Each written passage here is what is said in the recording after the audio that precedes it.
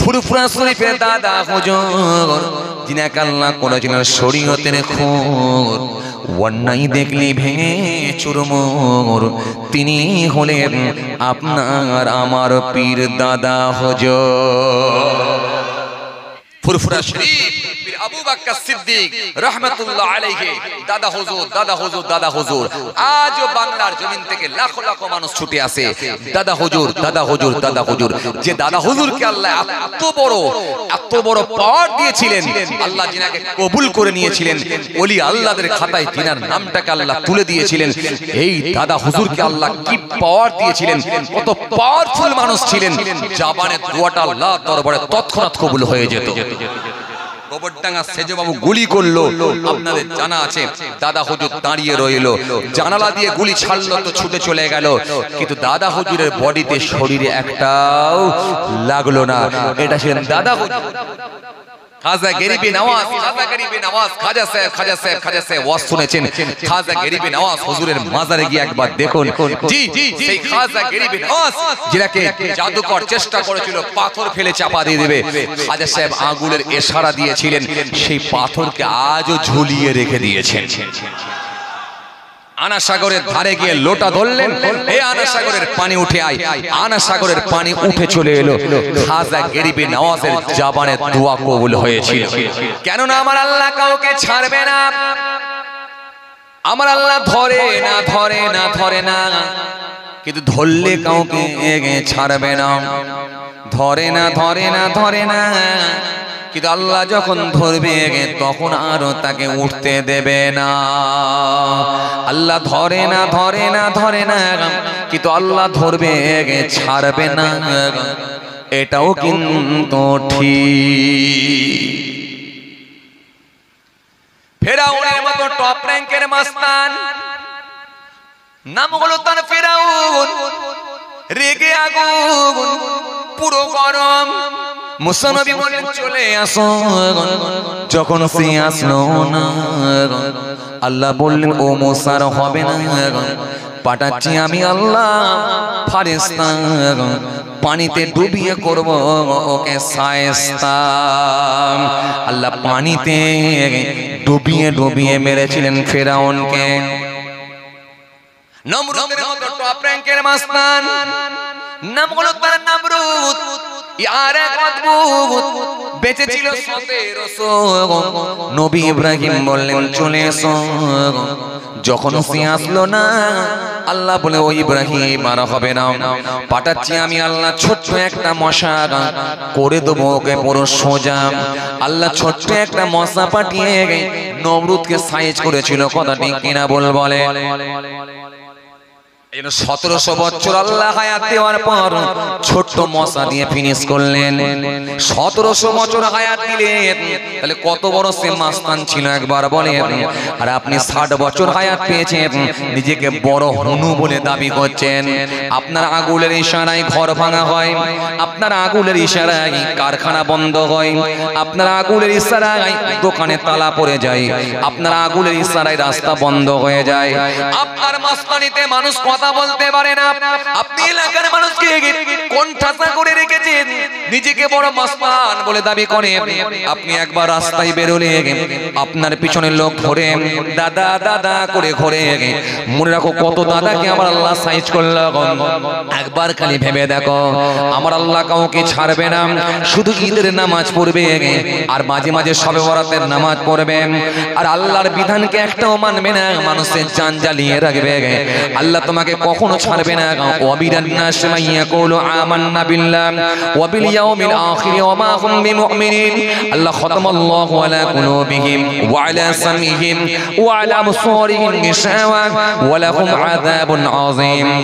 আল্লাহ ফের বললেন আল্লাহু ওয়ালিউল্লাযিনা আমানু ইখরিজুহুম মিনাস যুলুমাতি ইলান নূর ওয়াল্লাযিনা কাফারু আউলিয়াহুমুত তাগুত ইখরিজুহুম মিনান নূর ইলা যুলুমাত উলাইকা আসহাবুন নার হুম ফিহা খালিদুন।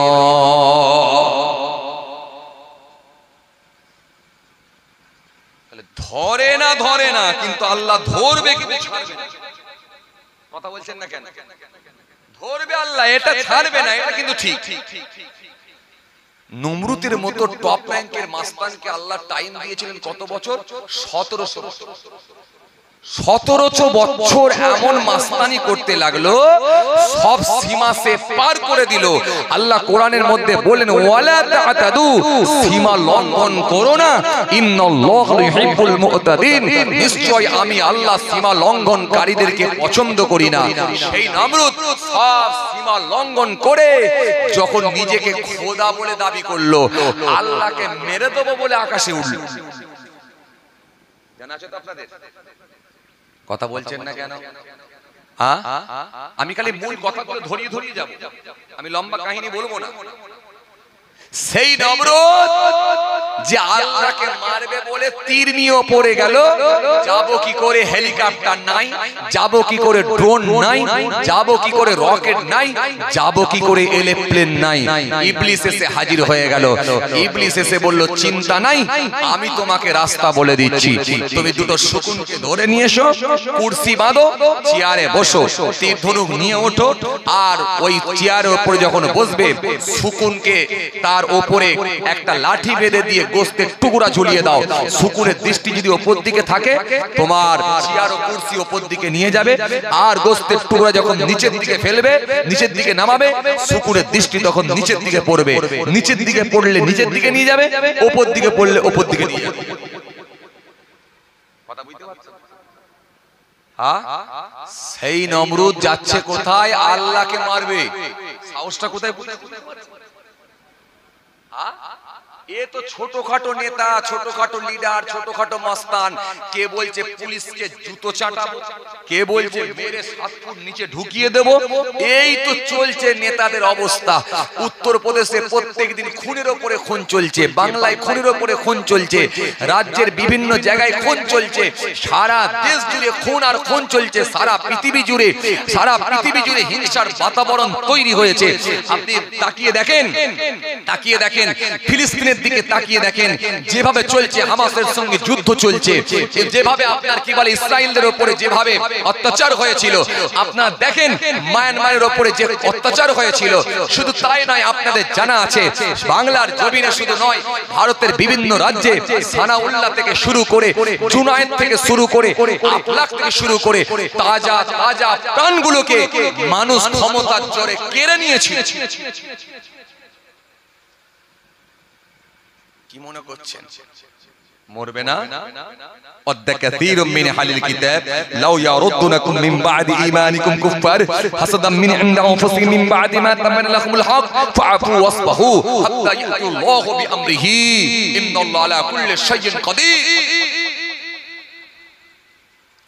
আল্লাহ স্পষ্ট ঘোষণা দিয়ে বলেছেন, ওয়ালাউ ইয়া'লাল্লাযীনা যালামু ইয ইয়া'রাউনাল আযাব আন্নাল কুওয়াতা লিল্লাহি জামিআ ওয়া আন্নাল্লাহা শাদীদুল আযাব। মস্তান যত বড়ই হোক, কিন্তু আল্লাহর হাত থেকে কেউ ছাড় পাবে না। আল্লাহ ছাড় দেন কিন্তু ছেড়ে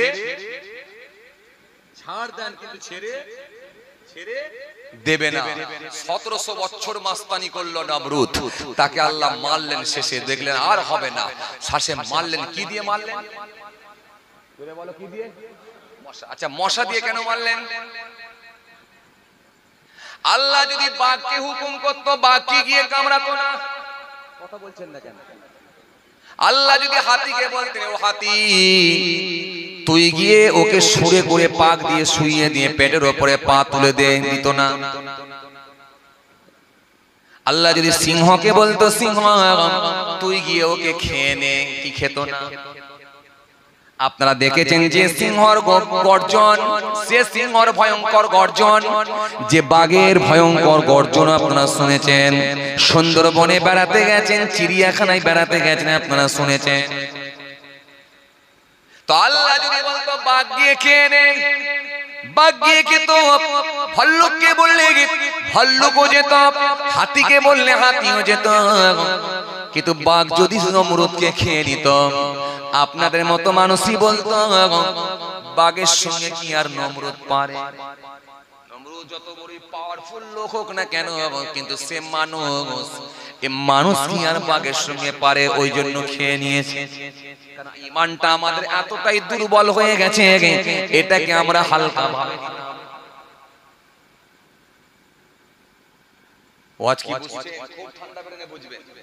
সিংহ যদি হতাম আমরাই বলতাম, আপনারাই বলতেন সিংহ সঙ্গে কি মানুষ পারে? সিংহ সঙ্গে তো মানুষ পারার কথা নয়, ওই জন্য খেয়ে নিয়েছে। কিন্তু আল্লাহ বললেন কে যাবে নমরুদের সঙ্গে, কে মোকাবেলা করবে বলো? নবী ইব্রাহিমকে আল্লাহ রাব্বুল আলামিন জানিয়েছেন। ইব্রাহিম নবী জানিয়ে দিলেন, হে নমরুদ, আল্লাহর সৈন্য আসবে এবার। ইব্রাহিম নবীর কথা শুনে নমরুদ বলল, তোমার আল্লাহ সৈন্য পাঠাও, আমিও লড়াই করতে তৈরি। আমার সেনাবাহিনী আমি রেডি করেছি, ঢালগুলো সব রেডি করেছি, তেল মাখিয়ে দিয়েছি সৈন্যদেরকে, বারে বারে ওদেরকে জগিং করে প্র্যাকটিস করিয়েছি। পুরো সৈন্য রেডি আছে, পুরোটাই তাদের জিম করা শরীর রেডি আছে, জগিং করা শরীর রেডি আছে, আল্লাহর সৈন্যর সঙ্গে মোকাবেলা করবে। আল্লাহ বললেন, হে ইব্রাহিম, এবারে আমার সৈন্য পাঠাচ্ছি, ওকে বলে দাও আল্লাহর সৈন্য আসছে। আমার আল্লাহ সৈন্য পাঠাবেন বলে ঠিক করলেন। আল্লাহ পৃথিবীর মাখলুকদের বললেন, কি আছো বলো বলো বলো বলো বলো, নমরুদের সঙ্গে ওর টিমের সঙ্গে মোকাবেলা করবে কে বলো? বাঘের দল বলল, আল্লাহ যদি হুকুম দেন আমরা যাব। সিংহের দল বলল, আল্লাহ হুকুম দিলে আমরা যাব। ভাল্লুকের দল বলল, আল্লাহ যদি হুকুম দেন আমরা যাব। হাতি বলল, আমি যাব। আর কানা খোরা দুর্বল মশাগুলো বলল, আল্লাহ অত বড় পাওয়ারফুল মস্তানকে মারার জন্য আমরা ছোট্ট ক্ষুদ্র কানা খোরা দুর্বল মশারাই যথেষ্ট, আমরা যাব। আল্লাহ বললেন, যাও। হে বাঘ তোমাকে লাগবে না, হে সিংহ তোমাকে লাগবে না, হে ভাল্লুক লাগবে না, হে হিংস্র প্রাণীগুলো লাগবে না। কত বড় মস্তানের জন্য আমি আল্লাহ কিয়ামত পর্যন্ত দৃষ্টান্ত স্বরূপ এটা দেখাতে চাই। এত বড় মস্তানকে আমি আল্লাহ ছোট্ট একটা মশা দিয়ে ফিনিশ করব। এই জন্য আল্লাহ বললেন, যাও হে মশাটি, তোমাদের কি আমি অনুমতি দিলাম, চলে যা। মশা যখন বো করে উড়ে আসছে পাহাড়ের গা দিয়ে, নবী ইব্রাহিম বলছেন, আল্লাহর সৈন্য আসছে। বলে কোথায়? এরা তো ঢাল টাল নিয়ে সব ধনুক তীর নিয়ে সব রেডি, মারবো। কোথায়? বলে সৈন্য দেখতে পাওনি। বলে কোথায়? বলে ওই যে পাহাড়ের গা দিয়ে বো করে আসছে না। বলে ওগুলো তো মশা। বলে ওইগুলোই সৈন্য। হ্যাঁ, যা আছে রেখে দিয়ে সব নিজের হাত রেডি করছে, আসলি চাবড়ে মারবো। মানে আল্লাহর সৈন্য তুচ্ছ, এই চাবড়ি মেরে দেবো, ঢালে কাজে লাগবে না। চাবড়ে মারবে বলে যখন রেডি, মশা এসে যাকে কামড় দেয় সেই ব্যাস সঙ্গে সঙ্গে একবারে নাকটা উপর দিকে করে নিয়ে একেবারে পটল ডাঙার তলায় চলে যায়। ফিনিশ। লাস্টে যখন নমরুদের কাছে মশা গেল, আল্লাহ বলে ওকে বলিয়ে দিয়েছে একটু সাইজ করে মার। ওই মশা করে গিয়ে নাকের মধ্যে ঢুকলো, পুরো মগজে গিয়ে পৌঁছালো। মগজে গিয়ে যখন পৌঁছালাম, মশাকে আল্লাহ বললেন, মাঝে মাঝে কামড় দাও, সব সময় নয়। মাঝে মাঝে কামড় দেয়, মাঝে মাঝে কামড়ায়, আর মাঝে মাঝে ছেড়ে দেয়, মাঝে মাঝে কামড়ায়। যখনই কামড় দেয় বাবারে মারে করে চিৎকার দেয়। নমরুদের কোনো ট্রিটমেন্ট নাই, সব ডাক্তার হেরে গেল, সব ডাক্তার হেরে গেল, নিরুপায় হয়ে গেল। নমরুদের কোনো ওষুধ মেলে না। শেষে এক প্রবীণ ডাক্তার বললেন, বাচ্চার একটা ট্রিটমেন্ট আছে, যদি মাথায় একটু ঠোকার ব্যবস্থা করা হয় হয়তো বাচ্চা একটু আরাম পেতে পারে, কিছুক্ষণের জন্য উপশম পেতে পারে। ডাক্তারের কথা শুনে মাথায় ঠোকা মারা হলো। যখনই কামড়ায় মাথায় একটু ঠোকা দেয়, ঠোকা দিলে মশাও চুপ করে যায়। বলে আমি সব সময় দিলে আমিও হাঁপিয়ে যাব, আমারও তো একটু রেস্টের দরকার আছে ভাই। যখন ঠোকা মারবি ওই সময় একটু রেস্ট নেব, আবার ঠোকা মারা বন্ধ করলি আবার আমি আমার কাজ চালু করব। কথা বলেন না কেন? ঠোকা মারলি রেশ নাই, বন্ধ করলি কামড় দেয়, বাবারে মারে করে চিৎকার দেয়। এইভাবে দিনের পর দিন চলে যায়। একদিন সে মনে মনে ভাবলো এ চাকরি আর ভালো লাগে না বাবা, এমন একটা চাকরি দিয়েছে মাথায় ঠোকা চাকরি, এ চাকরি আর ভালো লাগে না, এর প্রমোশনও হয় না, ডিমোশনও হয় না, সব সময় খালি ঠকেই যেতে হয়। মনে মনে ভাবলেন এই চাকরি আর ভালো লাগে না, এবারে যা হবে আজকে এ চাকরি আমি কমপ্লিট করে দেব। রেগে গিয়ে যখন মশা একবারে কামড় দিতে লাগলো, নমরুদ বাবারে মারে করে চিৎকার শুরু করলো। আর ওই সময় সেই চাকর আর থাকতে না পেরে ওই ঠোকা মারা লাঠি কানা নিয়ে দাম করে ঝেড়ে মারলো, মাথাটা বাষ্ট হয়ে ফেটে গেল। মশা বলছে যাক এবারে এতদিনে আমাকে একটু আরাম দিল, মশা পো করে উড়ে চলে গেল। ঘটনাটা তো এটাই তো, কথা বলেন এই ঘটনা আপনাদের বারবার শোনা আছে, এটাই তো। তাহলে এবার আপনারা বলেন 1700 বছর বাঁচিয়ে রাখলে একদিন দুদিন নয়, 1700 বছর। তাফসীর পড়ুন, আলাম তারা ইলাল্লাযী হাজ্জা ইব্রাহিম ফি রাব্বিহি আন আতাহুল্লাহুল মুলক ইয ক্বালা ইব্রাহিম রাব্বিয়াল্লাযী ইউহয়ী ওয়া ইউমীত ক্বালা আনা উহয়ী ওয়া উমীত ক্বালা ইব্রাহিম ফা ইন্নাল্লাহা ইয়া'তি বিশ-শামসি মিনাল মাশরিক ফা'তি বিহা মিনাল মাগরিব ফাবুহিতাল্লাযী কাফারা ওয়াল্লাহু লা ইয়াহদিল কওমাজ যালিমিন। এই কোরআন শরীফে যদি তাফসীরটা পড়েন আপনি বুঝতে পেরে যাবেন নমরুদ কতদিন বেঁচে ছিল, 1700 বছর। কি পাওয়ার আল্লাহ দিয়েছিল আপনি বুঝতে পারবেন। কিন্তু এত বড় মস্তানকে আল্লাহ ছোট্ট একটা মশা দিয়ে ফিনিশ করলেন। এইজন্য আল্লাহ ধরে না ধরে না ধরে না, যখন ধরবে কিন্তু ছাড়বে না। 1700 বছর মাস্তানি করো রিহাই পায় না, তাহলে 80 বছর মাস্তানি করবেন, 70 বছর মাস্তানি করবেন। সুদের খাতায় নাম, মিথ্যার খাতায় নাম, চিটিংবাজের খাতায় নাম, বাটপারের খাতায় নাম, মিথ্যা কথার উপরে পণ্য বিক্রি করে সেখানেও নাম, আমানতের খেয়ানত করেন সেখানেও নাম, একটা জমিকে 3 বার করে বিক্রি করে সেখানেও নাম, কুরবানির সময় গরু বিক্রি করতে গিয়ে 17,000-এর গরুকে 22,000-এ বিক্রি করছেন, আর আল্লাহর কসম মাথায় হাত দিয়ে বলছি 21,000-এ কিনেছি বলে চালাচ্ছেন, সেখানেও নাম, সেখানেও নাম, সেখানেও নাম, সেখানেও নাম। ও বাবাজি সকাল বেলায় টাটকা মাছের রক্তগুলোকে নিয়ে বেলা 12টা-1টার সময় পচা মাছের গায়েতে ঝাপটা মারছেন, পচা মাছের গায়ে স্ট্যাম্প মেরে দিয়ে সকালে টাটকা মাছের রক্ত নিয়ে বেলা 12টার সময় পচা মাছের গায়ে লাগিয়ে দিয়ে দামে বিক্রি করে দিচ্ছেন, মানুষের সঙ্গে চালাকি করছেন, সেখানেও নাম। আপনাদের এখানে কি সব ঘটনা ঘটে না? কি বলেন আপনারা?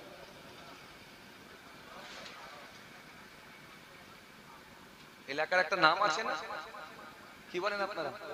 সারা এলাকা খুঁজলে তো একটা বিড়িখোর পাওয়া যাবে না, কি বলেন আপনারা?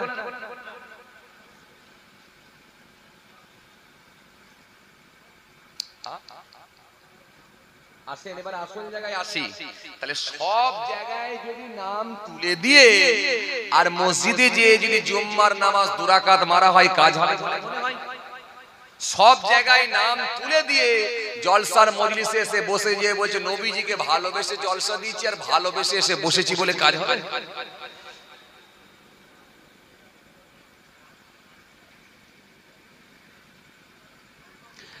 বিশ্বাস করেন, যদি আপনি পাপ মুক্ত মানুষ হয়ে যেতে পারেন, যদি আপনি পাপ মুক্ত হতে পারেন, পাপ মুক্ত হয়ে গিয়ে যদি আল্লাহর কাছে ফিরে আসতে পারেন, আল্লাহ তুমি না ক্ষমা করলে কে করবে গো মাবুদ, তুমি না মাফ করলে কে করবে গো মাবুদ।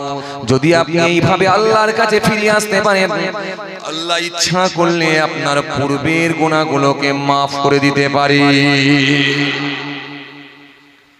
কেননা আমার আল্লাহর যারা ওলি হয়ে গেছেন তাদের জবানের দোয়াটা আল্লাহর দরবারে কবুল হয়ে গেছে।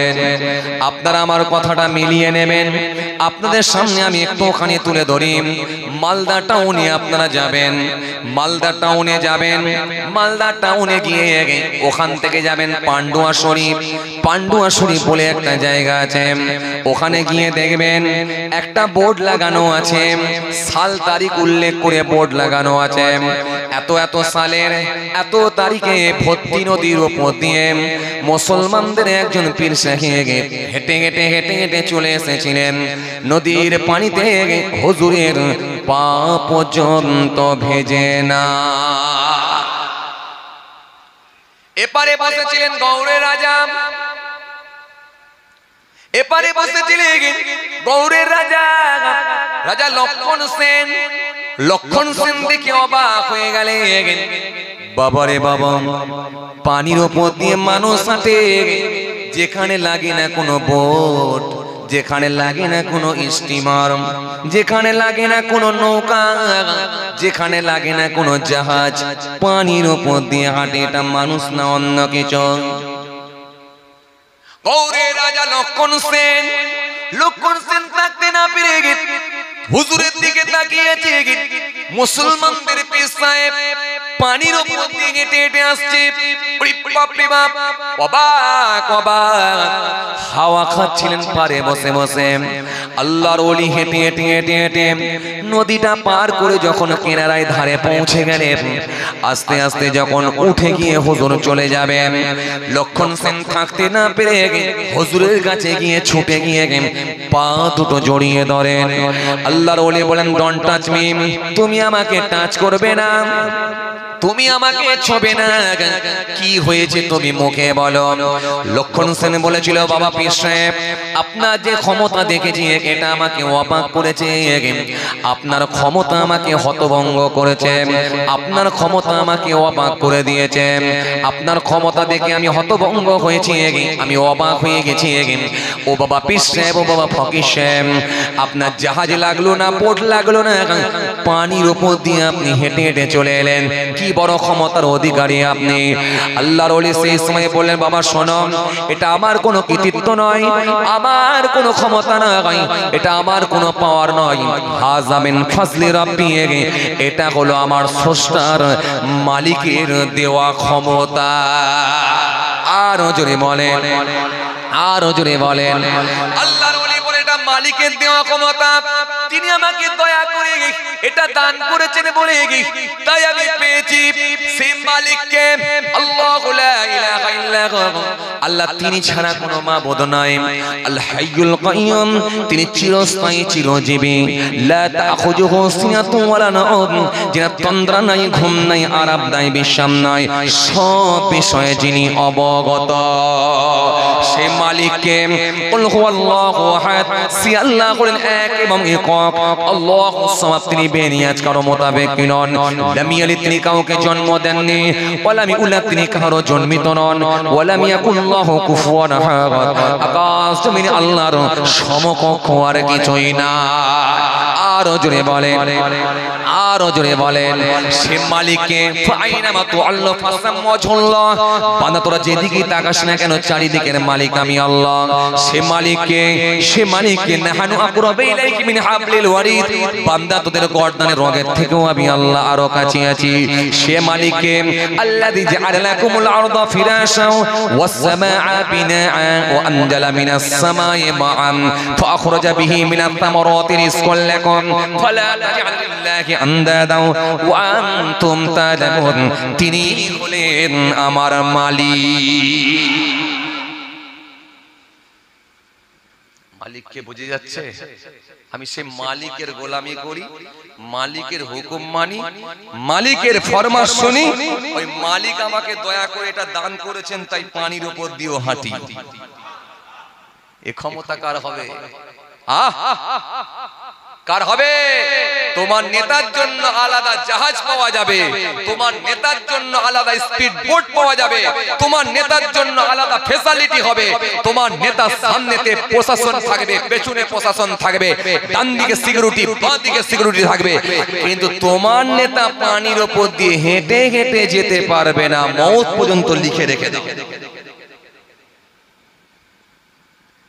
এটা হচ্ছে মালিকের দেওয়া, স্রষ্টার দেওয়া। কেন? স্রষ্টার মন জয় করেছে, তাই স্রষ্টা দয়া করে এটা দান করেছে। এটা হচ্ছে স্রষ্টার দেওয়া। কথা বুঝে আসছে বাবাজি? বুঝে কি বোঝাতে চেয়েছিল? 1700 বছর মাস্তানি করেছিল, একদিন দুদিন নয়, 1700 বছর, 100 বছর, 200 বছর, 300 বছর করে 1700 বছর মাস্তানি করেছিল। আল্লাহ ছোট্ট মশা দিয়ে ফিনিশ করেছিল। আর তোমাকে সাধারণত মাত্র 80 বছর হায়াত দেবে, কি 90 বছর, কি 60 বছর, কি 70 বছর। এত দাদাগিরিটা কিসে? এত মাস্তানিটা কিসে? মানুষের সঙ্গে প্রতারণা করো কিসের জন্য? এখনো সুদের টাকায় হাবুডুবু খাচ্ছ কি জন্য? বিকেলে বেলা লটারির টিকিট কেটে এসে আর রাতের বেলা জলসা শুনতে আসছো কি জন্য?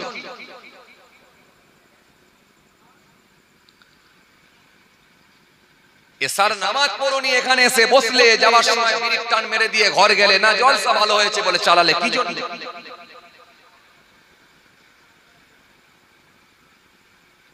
আবার বলছি তওবা তওবা তওবা, আমি আপনাদেরকে বলিনি ভাই, বিশ্বাস করেন, আপনাদের সঙ্গে আমার কোনো রাগারাগি নেই, তওবা, বিশ্বাস করেন, বিশ্বাস করেন, আপনাদের সঙ্গে আমার কোনো মনোমালিন্য নেই, কোনো ঝগড়া নেই, কোনো রাগারাগি নেই, জমি জায়গা নিয়ে, গাড়ি বাড়ি নিয়ে কিচ্ছু নিয়ে ঝুট ঝামেলা কিচ্ছু নেই, বিশ্বাস করেন। আমি বাস্তব চিত্রটা তুলে ধরছি, বর্তমান যে অবস্থা চলছে, বর্তমান যে সিচুয়েশন, সেই দিকে লক্ষ্য করে বলছি। এই সময়তে ভালো করে শোনেন, আমার আল্লাহকে রাজি করা কিন্তু খুব সহজ, খুব সহজ। বলবেন হুজুর জানলেন কি করে? মনে রাখবেন, ভালো স্টুডেন্টদের ভেতরে ভালো রেজাল্ট করা খুব কঠিন। কি বললাম? ভালো স্টুডেন্টদের ভেতরে ভালো রেজাল্ট করা খুব কঠিন, আর খারাপ স্টুডেন্টদের ভেতরে ভালো রেজাল্ট করা খুব সহজ। সবকটাই ব্যাক পেয়েছে কি থার্ড ডিভিশন পেয়েছে, আপনি একটু ভালো করে পড়লি সেকেন্ড ডিভিশন পেয়ে যাবেন, ওদের থেকে নাম্বার বেশি। আর সবকটাই ভালো স্টুডেন্ট, সবকটাই মিশনের স্টুডেন্ট, সবকটাই মিশন থেকে পড়াশোনা করেছে, মাধ্যমিক দেবে 10টা ক্যান্ডিডেট, সবকটাই ভালো, সবকটাই স্টার পাবে, সবকটাই লেটার পাবে, কিন্তু তারই মাঝখানে যে 1 নম্বর 2 নম্বর বেশি পাবে, সেই ওদের মধ্যে কিন্তু আগিয়ে যাবে। তাহলে সবকটাই ভালো, কেউ কিন্তু কমা নয়, কেউ কিন্তু কম নয়, কম নয়।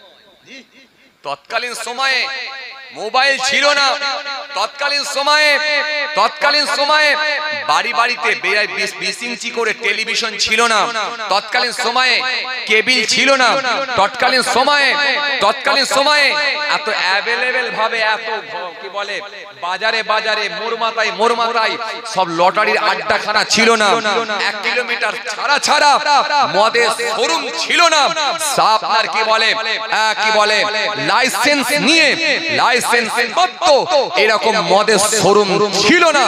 তার মাঝখানে যারা অন্যায় করেছেন, নিজের ভুলটাকে যারা বুঝতে পেরেছেন, আর মাবুদের কাছে যারা ফিরে এসেছে, চোখের পানি ফেলে কেঁদেছে, আল্লাহ তাদেরকে ক্ষমা করে দিয়ে ওলি আল্লাহদের খাতায় নাম তুলে দিয়েছে। এখন তো 100টা বাড়ির ভিতরে 80টা বাড়িতে বন্ধন ঢুকে গেছে, যদিও আপনাদের গ্রামে নয়।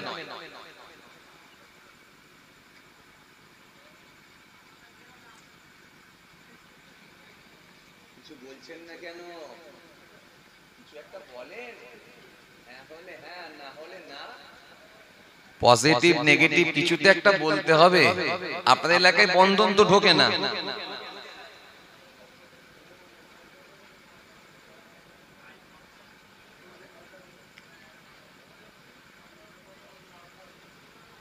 ভাইরা আমার, বন্ধুরা আমার, সাথী মোহাব্বতের ভাইরা, ভুল বুঝবেন না, রাগ করবেন না, ভালো করে বোঝার চেষ্টা করেন। এই সুদ খেয়ে এসে যদি ওয়াজ শোনা হয় কিছু লাভ হবে না, কিচ্ছু লাভ হবে না। তৎকালীন সময়ে পাপের হার কম ছিল, পাপী লোকের সংখ্যা কম ছিল, আর পাপ করার জন্য এই যোগাযোগ বা ব্যবস্থাপনাটাও কম ছিল। আজকের দিনে যদি আপনি গোনা করবুনি বলেন, উপায় নেই, গোনা আপনার সামনে ঘোরাঘুরি করছে, গোনা আপনার সামনে ছড়াছড়ি যাচ্ছে, অটোমেটিকলি গোনা হবে। আমি একটা উদাহরণ দেব আপনাকে। দেখেন, আপনি বসে বসে একটা কেরাত শুনছেন মোবাইলে, একটা বসে বসে ওয়াজ শুনছেন মোবাইলে, একটা বসে বসে গজল শুনছেন মোবাইলে। 2-5 মিনিট হওয়ার পরই দেখবেন একটা ন্যাংটা মেয়ের নাচ এসে গেল, এসে ওই একবার নেচে দিয়ে চলে গেল। তখন জিজ্ঞাসা করছেন এটা কি হলো? তখন ইয়ং ছেলেটা বলছে, চাচা ওটা হচ্ছে অ্যাড, অ্যাডটা একটু না দিলে না এরা আবার হবে না। হ্যাঁ গা, এরকম হয়। অ্যাড দিতে হয়।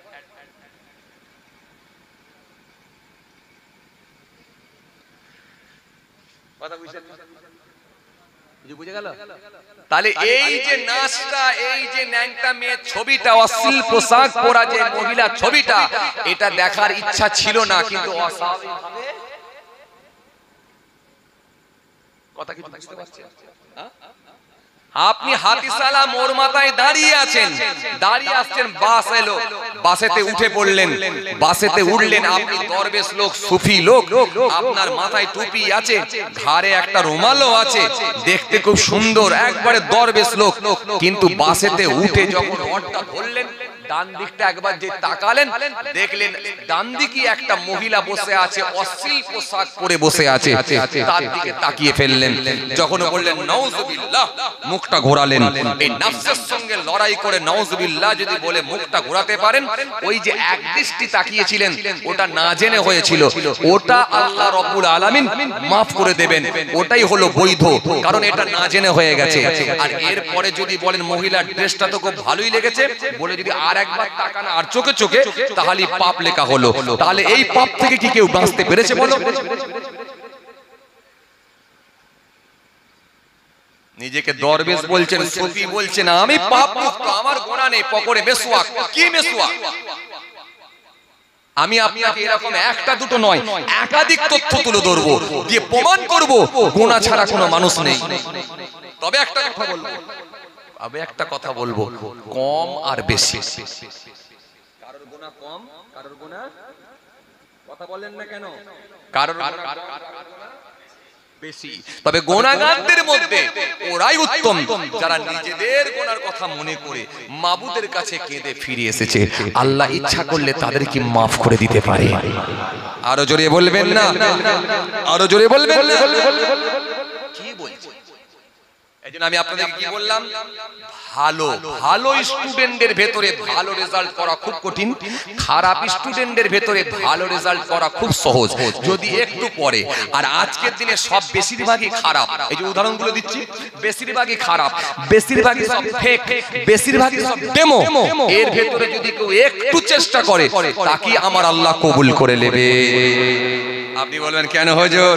আমাদের মহল্লায় হুজুর একজন লোক আছে, দরবেশ লোক, হুজুর বিশ্বাস করেন, হুজুর বিশ্বাস করেন, 5 ওয়াক্ত নামাজ জামাতের সঙ্গে পড়ে, হুজুর তার মুখ দিয়ে মিথ্যা বেরোয় না, হুজুর তার বাড়িতে বন্ধন ঢোকে না, হুজুর আমানতের খেয়ানত করে না, হুজুর বিশ্বাস করেন লটারির টিকিট কারখানায় কোনোদিন যায় না, হুজুর 5 ওয়াক্ত নামাজ জামাতের সঙ্গে পড়ে, ফজরের নামাজ পড়লে পকেট থেকে মিসওয়াক বের করে ডান দিকে বাঁ দিকে ওযু করার আগে ঘষে দেয়। হুজুর এটা তো ভালো লোক, আপনি তারপরও খারাপ বলবেন না? আমি প্রমাণ করব তারপরেও কিন্তু তার পাপ আছে, গুনাহ আছে, খারাপ লোক। আমি আপনাকে প্রমাণ করব। বলবেন হুজুর কিভাবে? তাহলে বলেন। আপনাকে এক্ষুনি প্রমাণ করি, দেখেন শোনেন। ফজরের নামাজ চাচা পড়েছে, কোনো সমস্যা নাই, নিঃসন্দেহে ভালো লোক, ভালো লোক, ভালো লোক, কোনো সমস্যা নাই, নিশ্চিতভাবে ভালো লোক। কিন্তু সামনে বাজারটা, ফজরের নামাজ পড়ে চাচার একটু অভ্যাস আছে, পাকা পুল বাজারে গিয়ে একটু লাল চা খাবো, এই লাল চা খেতে গিয়ে সর্বনাশ। কথা কি বলছি বুঝতে পারছেন? এই যে চাচা যখন পাকাপোল বাজারে গিয়ে লাল চা খেতে গেল, লাল চা খাচ্ছে ফজরের নামাজ পড়ে নিয়ে, পাকাপোল বাজারে গিয়ে যখন বলছে ভাই এক কাপ লিকার চা দাও, বিনা চিনি চা দাও, এই বিনা চিনি চা যখন চাচাকে দেওয়া হয়েছে, চাচা তখন চকচক করে খাচ্ছে। এই মাঠপাড়ার দিকে তখন যখন একটার বালি ঢুকছে, তখন চাচা একটু মাথাটা চুলকে দিয়ে বলছে, খালেক ভাই এই বালি ট্রাক্টর কার ঢুকছে গো? এখানে যদি কেউ খালেক ভাই থাকেন যেন রাগ করবেন না, বিশ্বাস করেন আমি কাউকে লক্ষ্য করে বলিনি, আমি জাস্ট বোঝানোর জন্য বলছি, উদাহরণ দিচ্ছি।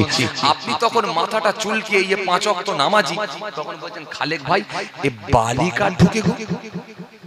খালেক ভাই তখন বলছে আর বলবেন না, এটা সত্তারের ছেলের বালি।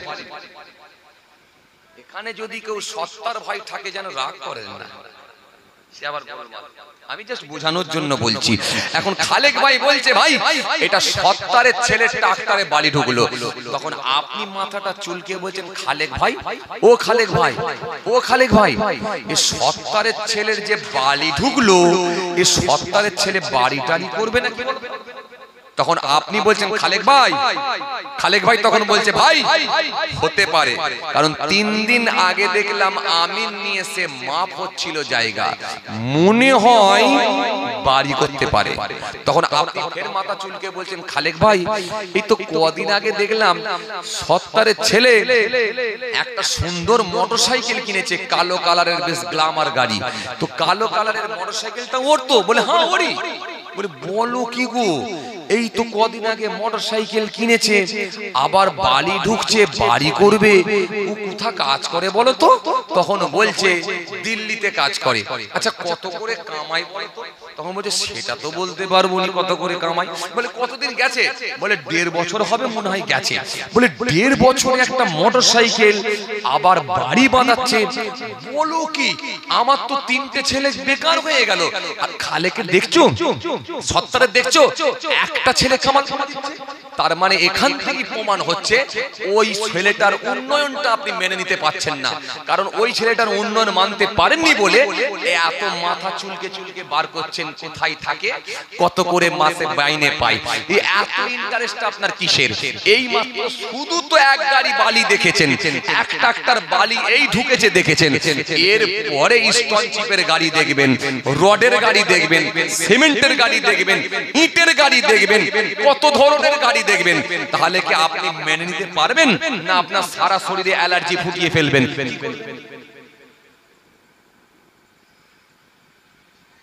আমার কথা কি বুঝতে পারছেন?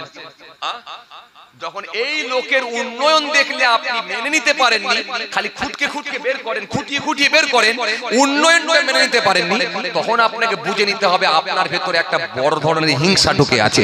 আর হিংসাটা ঢুকে আছে কি হবে? আল্লাহ বলেন ওয়া মিন শাররি হাসিদিন ইযা হাসাদ। হে রাসূল আপনি বলেন হিংসুকদের হিংসা থেকে পানাহ চাই। এরপর আল্লাহ আরো লম্বা আয়াত দিয়েছেন, ওয়াদ্দা কাসীরুম মিন আহলিল কিতাব লাউ ইয়ারুদ্দুনাকুম মিন বা'দি ঈমানিকুম কুফার হাসাদাম মিন ইনদা من بعد ما تبين لهم الحق فاعفوا واصفحوا حتى يأتي الله بأمره إن الله على كل شيء قدير। নবী হাদিস পাকের মধ্যে বলেছেন ইয়াকুমুল হাসাদা ফাইনাল হাসাদা ইয়াকুলুল হাসানা কামা তাকুলুন নারুল হাতাব। আল্লাহ নবী বলে হিংসা থেকে তোমরা পরহেজ করো, হিংসা থেকে তোমরা বেঁচে থাকো। আগুন যেমন কাঠকে খেয়ে নেয়, আমি রাসূল বলছি হিংসা তেমন আমলকে খেয়ে নেয়।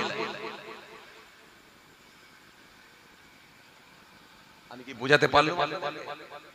তাহলে গুনাহ ছাড়া কোনো মানুষ, জোরে বলো, গুনাহ ছাড়া মানুষ নেই।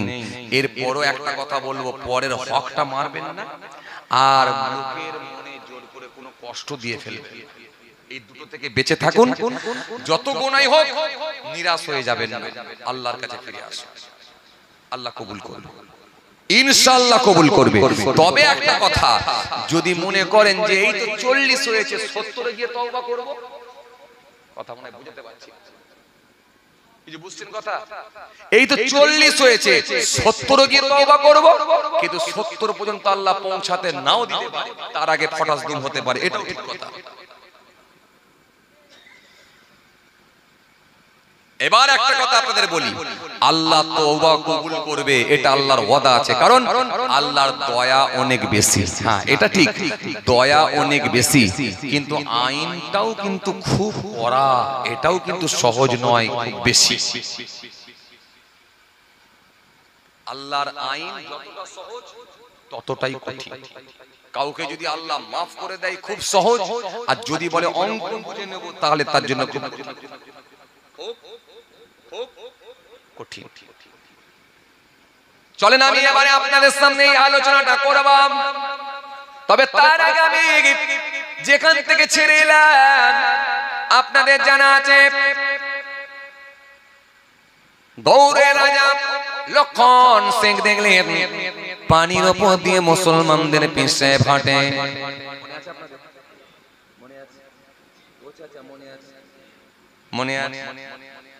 মনে আছে? লক্ষণ সেন থাকতে না পেরে ছুটে গিয়ে আল্লাহর ওলির কাছে গিয়ে হাজির। ও বাবা পীর সাহেব, ও বাবা ফকির সাহেব, ও বাবা দরবেশ সাহেব, ও বাবা পীর সাহেব, ও বাবা ফকির সাহেব, আপনার যা পাওয়ার দেখেছি আমাকে অবাক করেছে। নদীর উপর দিয়ে আপনি হেঁটে হেঁটে চলে এসেছেন। হুজুর বললেন এটা আমার কোনো ক্ষমতা নয়, হাযা মিন ফাজলি রাব্বি, এটা হলো আমার স্রষ্টার দান, আল্লাহর দান। লক্ষণ সেন সেই সময় বলেছিল হুজুর আমি আপনাকে কিছু গিফট করতে চাই, আপনাকে আমি কিছু দিতে চাই। আল্লাহর যারা ওলি হয়ে যাবে তাদের মধ্যে কোনো লোভ থাকে না, কোনো লালসা থাকে না, কোনো চাহিদা থাকে না, তারা মানুষের দেওয়া মাল চট করে তারা নিতে চাইবে না। আল্লাহর ওলি বললেন না না না, আমি তো তোমার কোনো উপকারে আসি না, কেন তুমি আমাকে গিফট করবে? এটা আমি মোটেই নেব না, নেব না, নেব না। হুজুর বললেন নেব না। লক্ষণ সেন বলে তোমাকে ছাড়বো না। আল্লাহর ওলি বললেন নেব না। লক্ষণ সেন বলল ছাড়বো না। আল্লাহর ওলি বললেন নেব না। হুজুর বলছেন নেব না।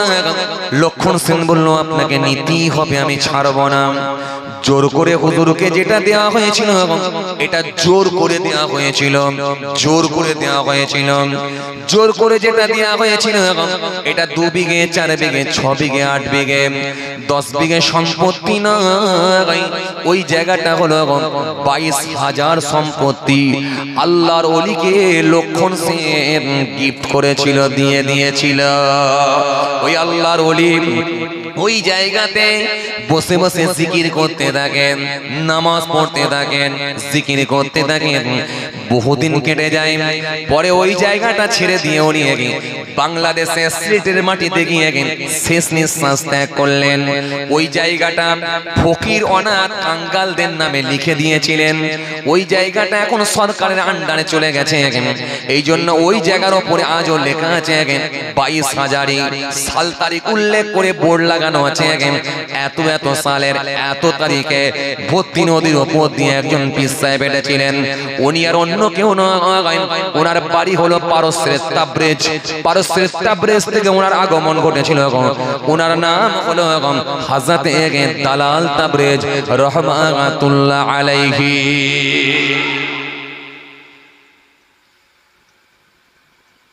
তাহলে ইবাদত যদি ঠিকঠাক ভাবে করা হয় আপনিও পানির উপর দিয়ে হাঁটতে পারবেন। তবে একটা কথা কি বলেছিলাম বন্ধু, ভালো স্টুডেন্টদের ভেতরে ভালো রেজাল্ট করা খুব কঠিন। তৎকালীন সময়ে সব ভালো, কেন গুনাহমুক্ত মানুষ, গুনাহ করার ব্যবস্থাপনা এত ছিল না। জি, এই জন্য ভালো মানুষের হওয়ার কারণেতে যা বলেছিলেন দোয়া কবুল হয়ে গেছিল।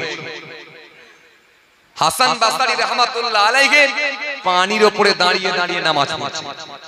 মারাবিয়া বাসরি রাহমাতুল্লাহ আলাইহা তিনি বলেন ওস্তাদ জি আপনি পানির উপরে দাঁড়িয়ে নামাজ পড়ছেন, আমি কি পারি না? খোলা আকাশের নিচে জমিনের উপরে নামাজের মুসাল্লাটা আল্লাহর নাম নিয়ে এই রকম করে ছুড়ে দিলেন। খোলা আকাশের নিচে জমিনের উপরে নামাজের মুসাল্লাটা হাওয়াতে ভেসে উঠলো। আম্মা জান হযরত রাবিয়া বাসরি হাওয়াতে দাঁড়িয়ে দাঁড়িয়ে নামাজ পড়েছিলেন। মানে কেউ কাউকে ছাড়ছে না। আমি বলেছিলাম কি ভালো স্টুডেন্টের ভেতরে ভালো রেজাল্ট করা খুব কঠিন। সব ভালো স্টুডেন্ট যা বলেছে তাই। আর আজকে বেশিরভাগই লোক সব ফেক। দাড়ি আছে, পকেটে বিড়ি আছে, মাথায় টুপি আছে, ভিতরে হিংসা আছে। হুজুর হয়েছে, বক্তা হয়েছে, ভিতরে হিংসা ঢুকে আছে। আপনার কি বলে মসজিদে গিয়ে নামাজ পড়ছে, বাড়িতে বন্ধন ঢুকে আছে। কিছু না কিছু গোলমাল হই আছে। গুণামুক্ত মানুষ আজকের দিনে খুব কম।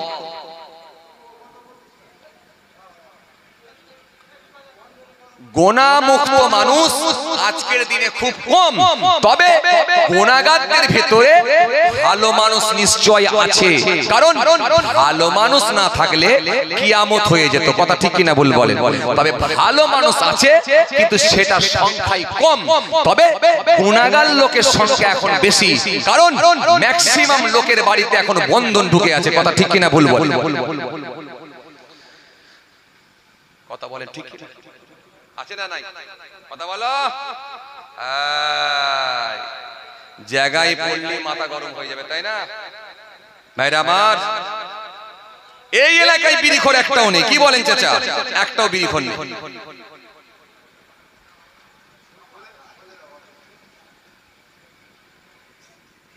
রাগ করলে হবে না বাবাজি, আসল জায়গায় বুঝতে হবে, জায়গা পরিষ্কার করতে হবে, পকেটে যেন বিড়ি না ওঠে খেয়াল করতে হবে। কি আপনারা নিয়ে এসেছেন ভালোবেসে দুটো হক কথা বলার জন্য। খতামাল্লাহু আলা কুলুবিহিম ওয়া আলা সামইহিম ওয়া আলা আবসারিহিম গিশাওয়া ওয়া লাহুম আযাবুন আযীম। আল্লাহ স্পষ্ট ঘোষণা দিয়ে বললেন তাদের অন্তরে মোহর মেরে দেওয়া হয়েছে। কাদের? যারা শুনেও শুনবে না, যারা শুনবে না। খতামাল্লাহু আলা কুলুবিহিম ওয়া আলা সামইহিম ওয়া আলা আবসারিহিম, তাদের দর্শন যন্ত্রের উপর গিশাওয়াতুন পর্দা লাগিয়ে দেওয়া হয়েছে। দেখেও তারা দেখবে না। 40 বছর ওয়াজ শুনবে, মুখে দাড়ি বেরোবে না। 20 বছর ওয়াজ শুনবে, এক ওয়াক্ত নামাজ পড়বে না। 18 বছর ওয়াজ শুনবে, বিড়ির টান কিন্তু বন্ধ করতে পারবে না। আল্লাহ বলেন কি ওয়া আলা আবসারিহিম গিশাওয়া ওয়া লাহুম আযাবুন আযীম, তাদের জন্যই রয়েছে কঠিন কঠিন ভয়ঙ্কর আযাব। কি কথা ঠিক কি না বলেন? তাহলে আপনি মেনে নিতে পারলে গেনার হবে, আর না মানতে পারলেই ধরা খাবেন। এটাই হচ্ছে। মেনে নিতে পারলেই গেনার হবেন, না মানতে পারলে ধরা খাবেন। এটাই হচ্ছে বাংলা কথা, হিসাব। তবে আমি আপনাদের সামনে কি বলছিলাম যে তৎকালীন সময়ে তাহলে ভালো লোকের সংখ্যা বেশি, আজকের দিনে খারাপ লোকের সংখ্যা বেশি। এই খারাপদের ভেতরে যদি কেউ একটু ভালো করে প্রিপারেশন নেয়, ইনশাআল্লাহ আমার আল্লাহ তাকেই বলবেন আমার বান্দা চলে আয়, তোকে মাফ করে দিয়েছি। আরো জোরে হয় না?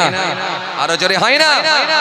বিসার হাফি রহমাতুল্লাহ আলাইহি মস্ত বড় মাতাল ছিলেন, কিন্তু একটা ভালো কাজ করেছিলেন। কি? আল্লাহর নামে তাজিম করেছিলেন। আল্লাহর নামটা পড়েছিলেন, তুলে নিয়ে চুমা দিয়ে তাজিম করে পকেটে রেখেছিলেন।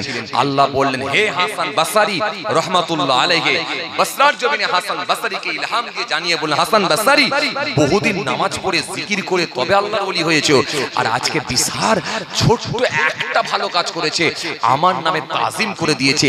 এতে আমি আল্লাহ এত খুশি হয়েছি, আমি আল্লাহ সহ্য করতে না পেরে তার নামটা ওলি বান্দাদের খাতাতে লিখে দিয়েছি। যাও বিসারকে গিয়ে জানিয়ে দাও, গোসল করতে বলো, ওযু করতে বলো, তওবা করিয়ে নাও, বায়াত করিয়ে দাও। ওই বিসার পরবর্তীকালে আল্লাহর ওলি হয়ে গিয়েছে। কথা কিছু বোঝা যাচ্ছে? এইজন্য আল্লাহ মাফ করবে, সুযোগ আছে, সুযোগ আছে। তবে নিঃশ্বাস বন্ধ হলে কিন্তু আর সুযোগ থাকবে না। যতদিন নিঃশ্বাস চলছে সুযোগ আছে, নিঃশ্বাস বন্ধ হয়ে গেলে আর সুযোগ নেই। এত নিয়ে নওজওয়ান জামাকেরা, ইয়া মাই মুরব্বিয়ানেরা, বাবারা শুনে কি দিন না। তাহলে আপনাদেরকে আমি যেটা বোঝাতে চাইছিলাম, তাহলে আল্লাহ মাফ করে দেবে। কেন আল্লাহ বলেছেন লা তাকনাতু মির রাহমাতিল্লাহ, বান্দা আমার রহমত থেকে তোরা নিরাশ হয়ে যাস না। এজন্য শয়তানের কাজ হলো গুনাহ করিয়ে দেওয়া, বান্দার কাজ হলো গুনাহ করে নেওয়া, আর আমার আল্লাহর দায়িত্ব হলো তার বান্দা বান্দিদিগকে ক্ষমা করা। তবে একটা কথা মনে রাখবে, আল্লাহর আইনটা যতটা সহজ কিন্তু ততটাই কঠিন। কেন? কোরআনে কারীমের মধ্যে আমার আল্লাহ 117 জায়গায় শাস্তির কথা বলেছে, 234 জায়গায় ক্ষমার কথা উল্লেখ করেছেন। তার মানে শীতকালের কথা আল্লাহ 5 জায়গায় বলেছেন, গ্রীষ্মকালের কথা 5 জায়গায় বলেছেন, 13 জায়গায় দরিদ্রতা নিয়ে আলোচনা করেছেন, সচ্ছলতা নিয়ে 26 জায়গায় আলোচনা করেছেন, 88 জায়গায় আমার আল্লাহ ফারেস্তার কথা বলেছেন, 88 জায়গায় আমার আল্লাহ ইবলিস শয়তানের কথা বলেছেন, 77 জায়গায় আমার আল্লাহ জান্নাতের বর্ণনা দিয়েছেন, 77 জায়গায় আমার আল্লাহ জাহান্নামের বর্ণনা দিয়েছেন। শীতকালের কথা 5 জায়গায় দিয়েছেন, 115 জায়গায় আল্লাহ পৃথিবীর বর্ণনা দিয়েছেন, 115 জায়গায় আমার আল্লাহ আখিরাতের বর্ণনা দিয়েছেন। আমার আল্লাহ রাব্বুল আলামিন 117 জায়গায় শাস্তির কথা বলেছেন, 234 জায়গায় আল্লাহ ক্ষমার কথা উল্লেখ করে দিয়েছেন। তার মানে শাস্তি যা রেখেছেন, ক্ষমা কিন্তু তার বান্দা বান্দীদের জন্য ডবল করে দিয়েছেন। কিন্তু তা বলে এইটা নয় যে আপনি তা বলে মাপও চাইবেন আবার অন্যায়ও করবেন, এটা কিন্তু আল্লাহ মেনে নেবে না। এইজন্য আপনি যখন আল্লাহর কাছে তওবা করে মাফ চেয়ে ফিরে আসবেন, এইজন্য আল্লাহর সঙ্গে আপনাকে প্রতিশোধ দিতে হবে। আল্লাহ ওই গুনাহটার কোনোদিন করব না, ওই গুনাহটাকে আমি ঘৃণা করি, ওই গুনাহটার ধারে কাছে আর আমি যাব না। যদি আপনি এইভাবে প্রতিশোধ দিয়ে ফিরে আসতে পারেন, আর যদি পরবর্তীকালে ওই গুনাহটা যদি আপনি না করেন, আল্লাহ ইচ্ছা করলে তবে আগের গুনাহকে মাফ করে দিতে পারে। আজ কিছু বুঝছেন বাবাজি? হ্যাঁ, বুঝে যাচ্ছে আজ? তাহলে দয়াটা অনেক বেশি, মায়াটা অনেক বেশি আল্লাহ। তা বলে এটা ভাবলে হবে না যে আমি অন্যায় যা খুশি করব এটা কোনো ব্যাপার না, কারণ আল্লাহর আইনটাও কিন্তু ততটা কঠিন। বলবো কথা বলে না, বলবো হযরতে আদম আসলাম পৃথিবীর সর্বপ্রথম যে মানুষকে আল্লাহ বানালেন, আল্লাহ জান্নাতের ভিতরে দিলেন, দিয়ে বলেন আদম তোমার একা মন খারাপ হচ্ছে, তোমার জন্য তোমার একটা আহলিয়া দিচ্ছি, যার নাম হবে হযরতে হাওয়া আসলাম। আল্লাহ দিয়ে বলেন জান্নাতে থাকো, সুখ করো, শান্তি করো, আরামে থাকো, খাও, সব ঠিক আছে, কিন্তু ওই গাছের নিচে কিন্তু যাবে না। মনে আছে আপনাদের? মনে নেই? ওই গাছের নিচে যাবে না, ওই ফলটা কিন্তু খাবে না। আর ইবলিস বলল দাঁড়াও, ওই ফলটাই খাওয়াতে হবে। আদম আসলামের স্ত্রীকে প্রথমে বসে এনে স্ত্রীর দ্বারাই আদম আসলামকে খাওয়ানো হলো। আল্লাহ বলে এটা কি হলো? এটা তো আমার হুকুম অমান্য হলো, চল তোকে আমি আর তোমাকে আমি আর রাখবো না। আল্লাহ জান্নাত থেকে বের করে দিলেন। আল্লাহ হুকুম করলেন, আদম আসলামের জান্নাতের পোশাক খুলে গেল, গায়ের পোশাক খুলে গেল। তখন জান্নাতের ভেতর থেকে পাতা নিয়ে নিজেদের কি বলে নিজেদের সতর থাকতে শুরু করলেন, নিজেদের সতর থাকতে শুরু করলেন জান্নাতের পাতা নিয়ে, গাছের পাতা নিয়ে।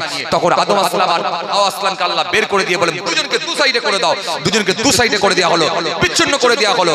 আদম আসলাম কাঁদতে লাগলেন। এই কান্নাটা একদিন, দুদিন, 3 দিন নয়, কোন কোন বর্ণনায় পাওয়া যায় 300 বছর, কোন কোন বর্ণনা এসেছে 350 বছর কাঁদতে হয়েছিল। ছেলে খেলা কথা নাকি? এই ছেলে খেলা কথা? 350 বছর কাঁদতে পারবে কেউ? 350 বছর কাঁদতে হয়েছে। আর বিশার হাবি মস্ত বড় মাতাল, ছোট্ট ভালো কাজ করে আল্লাহ তাকে ওলি আল্লাহদের খাতায় নাম তুলেছে। আপনারা ওয়াজে শুনেছেন 12 বছর জিনা করেছিল, কিন্তু ছোট্ট একটা ভালো কাজ করেছিল, কুকুরকে পানি খাইয়েছিল। ওয়াজ বারবার শুনেছেন। আল্লাহ বললেন খুশি হয়ে গেছি, চল ওই তুই 12 বছর অন্যায় করলেও কিন্তু ওই যে প্রাণীর উপর দয়া করেছিস, তোর পূর্বের গুনাহকে মাফ করে দিয়ে আমি আল্লাহ ক্ষমা করে দিয়েছি। তাহলে দয়া আছে না? আছে না নেই? আছে আছে। কিন্তু আদম আসলামকে তাহলে 300 বছর কাঁদতে হলো কেন? 350 বছর কাঁদতে হলো কেন? শোনেন, আপনার কাছের লোক যদি আপনাকে দুটো দুঃখ দেয় না, এটা কিন্তু অন্তরে বেশি ব্যথা লাগে। তুই আমার বন্ধু হয়ে এই কথাটা বলতে পারলি, তুই আমার রক্তের সম্পর্ক হয়ে তুই এই কথাটা আমাকে বললি, এটা যদি অন্য কেউ বলতো মেনে নিতাম, কিন্তু তোর মুখ দিয়ে এই কথাটা বেরোবে এটা কখনো শোভা পায় না। তোর মুখ দিয়ে এটা বেরোবে এটা কখনো শোভনীয় নয়। এই যে মনে দুঃখ লাগা, এটা কাছের। আল্লাহ বললেন তোমাকে আমি বললাম ওই গাছের নিচে যাবে না, ওই ফলটা খাবে না, এরপরও তুমি ইবলিসের কথা শুনে খেয়ে নিলে, চল তোমাকে আমি আর ছাড়বো না। কাঁদো। 350 বছর কথা কি বুঝতে পারছেন?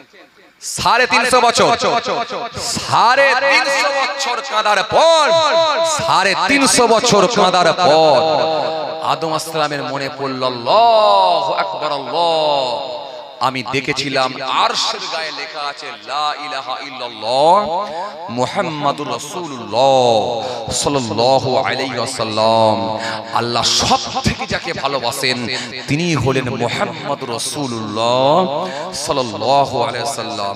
আল্লাহ আপনার প্যারা নবী হাবিবুল্লাহ আখিরি নবীর ওসিলা দিয়ে দোয়া চাইছে, আল্লাহ উনার খাতিরে আমাকে maaf করে দেন। আল্লাহ বলে আদম আর আমি পারবো না, আমার হাবিবুল্লাহর ওসিলা দিয়ে চেয়েছো, আমি আল্লাহ তোমাকে maaf করে দিলাম। জি অনেক লম্বা ঘটনা আপনাদের জানা আছে, বারে বারে শুনেছেন, কিন্তু সেই আদম আসলামকেও তো 350 বছর কাঁদতে হলো, তাহলে আইনটা করা আছে না? আছে না নাই? কথা বলো, আছে না নাই? আছে। ইবলিস শয়তান কিন্তু কোন অপরাধে বের করে দিয়েছিল আল্লাহ? ইবলিস শয়তানের তো ইবাদত কম ছিল না? ছিল। এই কথা বলেন, ছিল ছিল কম ছিল ছিল না? আল্লাহ জিনেদেরকে যখন মেরে তাড়াতে বললেন, যখন দুষ্টু জিনগুলোকে আল্লাহ বলেন তাড়িয়ে দাও, ফেরেশতাকে যখন আল্লাহ পৃথিবীর জমিনে পাঠালেন, ফেরেশতারা এসে দুষ্টু জিনগুলোকে পিটিয়ে মারতে শুরু করলো। সেই সময় ইবলিস শয়তানের যে মিষ্টতা, তার যে ব্যবহার, তার যে কথাবার্তা, এটা জিনেদের এই ফেরেশতা কি বলে ইবলিস শয়তানের ব্যবহার দেখে ফেরেশতাদেরকে ভালো লাগলো। লেগে যেয়ে বলল, আল্লাহ আল্লাহ আমরা জিনেদের বাচ্চাদের ভেতরে একটা বাচ্চা পেয়েছি, তার কি সুন্দর ব্যবহার, কি সুন্দর কথাবার্তা, কি সুন্দর জিকির, আল্লাহ যদি হুকুম দেন তাকে একটু আসমানে নিয়ে যেতাম। আল্লাহ বলে নিয়ে যাও। ইবলিসের আব্বার নাম কি? ইবলিসের বাপের নাম কি? খব্বিস। আর মায়ের নাম কি? নীলবিস। কোথায় নিয়ে যাওয়া হলো? প্রথম আসমানে। প্রথম আসমানে যাওয়ার পরে এত ইবাদত করছে, এত জিকির করছে, এত ইবাদত করছে, ফেরেশতাদের থেকে আগিয়ে গেল। ফেরেশতাদের থেকে যখন আগিয়ে গেল, ফেরেশতারা একটু আরজি করল, আল্লাহ একে একটু উপরে নিয়ে যাব, দ্বিতীয় আসমানে। আল্লাহ বলে নিয়ে যাও। দ্বিতীয় আসমানে গেল।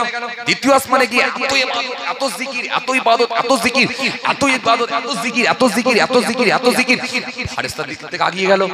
আগিয়ে যাওয়ার পরে ফেরেশতারা বলে, আল্লাহ এ তো যেখানে যাচ্ছে সেখানে টপকে দিচ্ছে। এইভাবে একটা প্রথম আসমান, দ্বিতীয় আসমান, তৃতীয় আসমান, চতুর্থ আসমান, সপ্তম আসমান পর্যন্ত গেল। ফেরেশতারা আরজি করলো, আল্লাহ আল্লাহ আল্লাহ এ আমাদের থেকে বেশি শিখে গেছে। আল্লাহ আপনি যদি হুকুম দেন তাহলে অন্তত আমরা এর কাছে কিছু শিক্ষা গ্রহণ করতাম, কারণ এ আমাদের থেকে বেশি শিখে গেছে।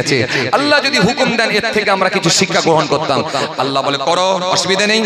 মুআল্লিমুল মালাকুত, ফেরেশতাদের উস্তাদ আল্লাহ করে দিলেন। সেই ইবলিস শয়তান, পৃথিবীতে এমন কোন জায়গা নাই যেখানে তার সিজদা নাই, সারা আসমানে এমন কোন জায়গা নাই যেখানে ইবলিস শয়তানের সিজদা নাই। তাহলে ইবলিসের থেকে ইবাদত কে বেশি করবে?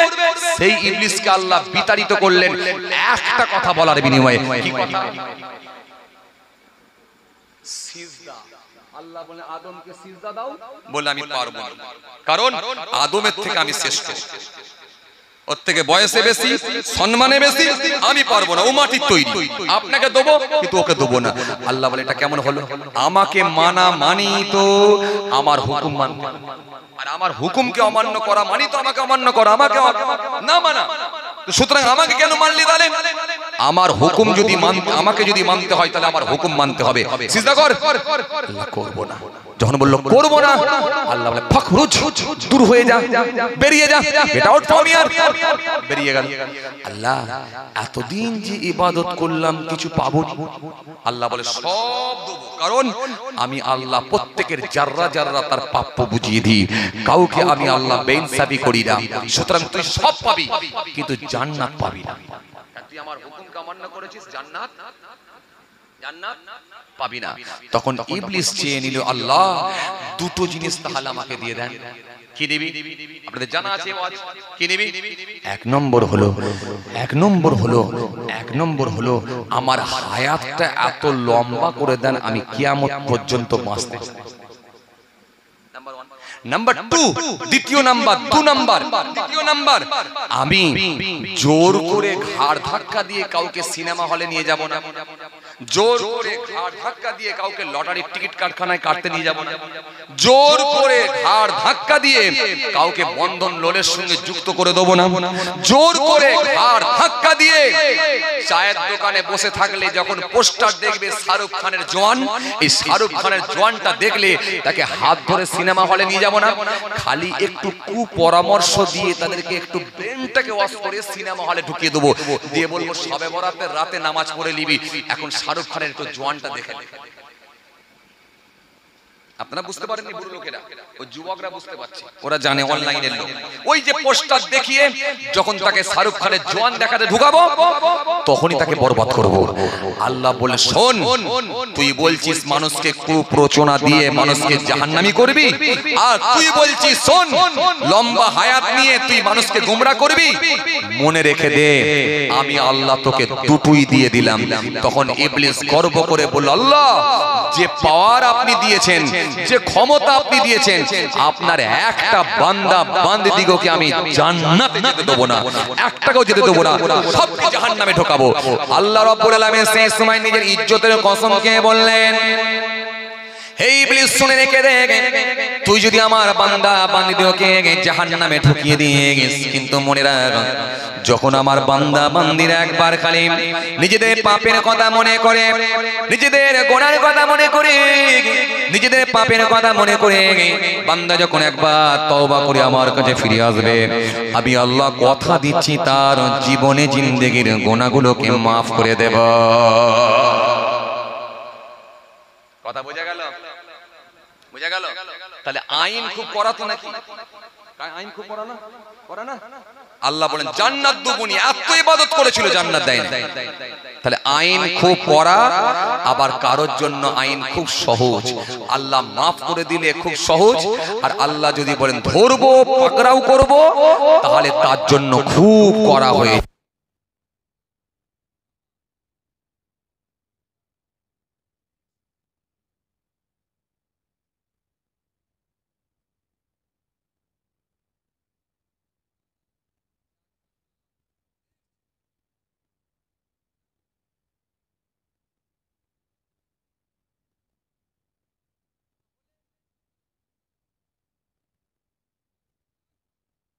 তওবা করে ফিরে আসা এবং প্রতিশ্রুতি দেয়া যে এই গুনাহটা আর করব না, এই বলে যদি ফিরে আসতে পারা যায়, আল্লাহ ইচ্ছা করলে পূর্বের গুনাহকে মাফ করে দিতে পারে।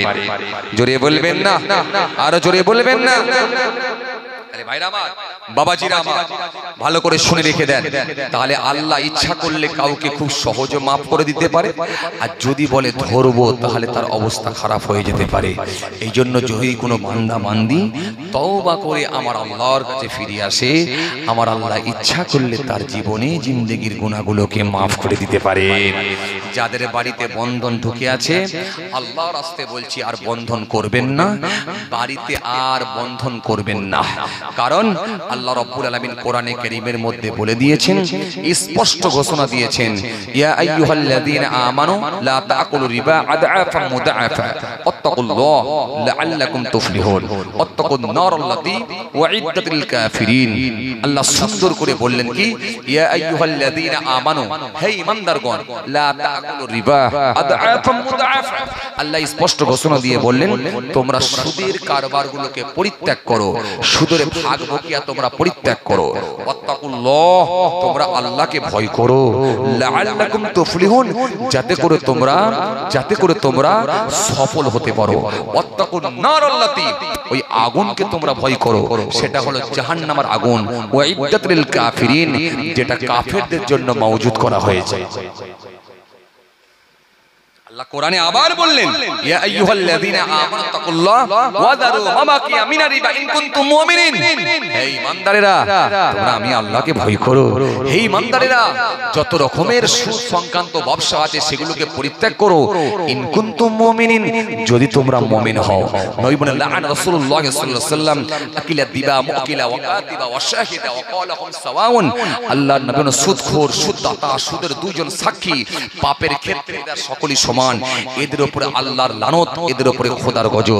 নবী অন্য জায়গায় হাদিস দিয়ে বললেন সুদের প্রায় 70টার কাছাকাছি পাপ রয়েছে, তার মধ্যে সবথেকে হালকা পাপ, সহজ পাপ নিজ মায়ের সঙ্গে ব্যভিচার করলে, জিনা করলে যে পাপ হয় তার থেকে অধিক অনেক বেশি গুনাহ হয় জেনে শুনে যদি এক জাররা পরিমাণ সুদ যদি কেউ ইচ্ছাকৃত খায়।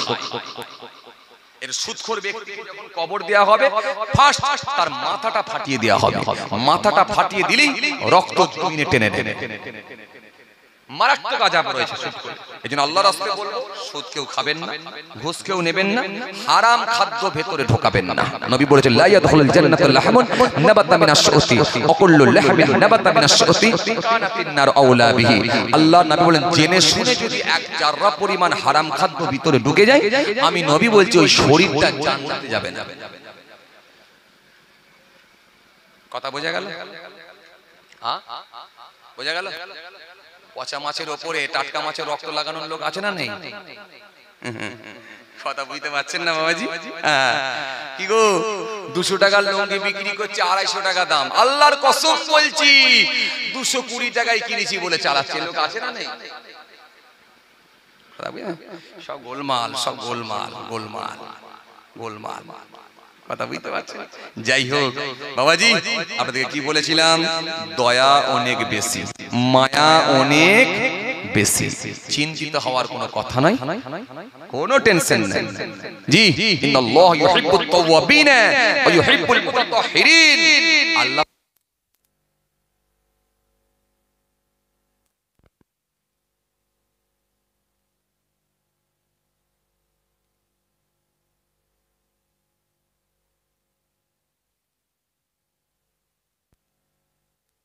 ভিতরে যদি কেউ একটু আল্লাহর কাছে ফিরে আসে, আল্লাহ তাকেই ক্ষমা করে দেবে।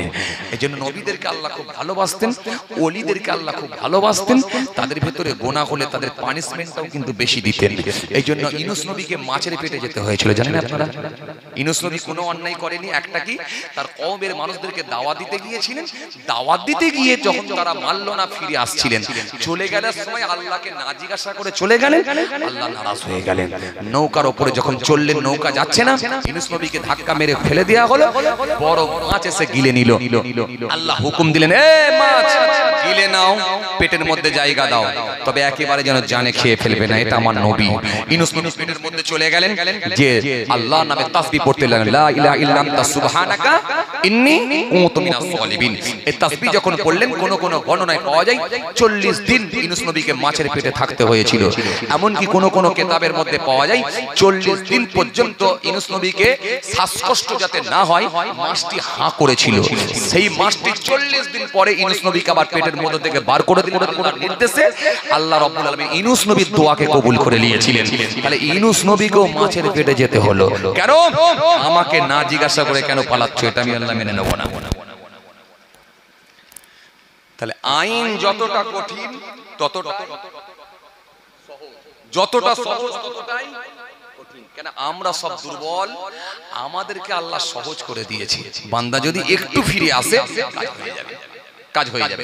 নবীরা তো আমার কাছের, তাই না? আপনাদের প্রথমে কি বললাম? বন্ধু হয়ে যদি বন্ধুর অন্তরে দুঃখ দেয়, বেশি লাগবে না? ভাই হয়ে যদি ভাইয়ের অন্তরে বেশি দেয়, লাগবে না? তুই আমার রক্তের সম্পর্ক, তুই এরকম করে বললি, এটা বেশি লাগবে, অন্যজন বললে লাগবে না। সুতরাং তুমি আমার নবী হয়ে তুমি এটা করলে, তুমি আমার ওলি হয়ে তুমি এটা করলে, এটা আল্লাহ পানিশমেন্ট বেশি দিয়েছেন।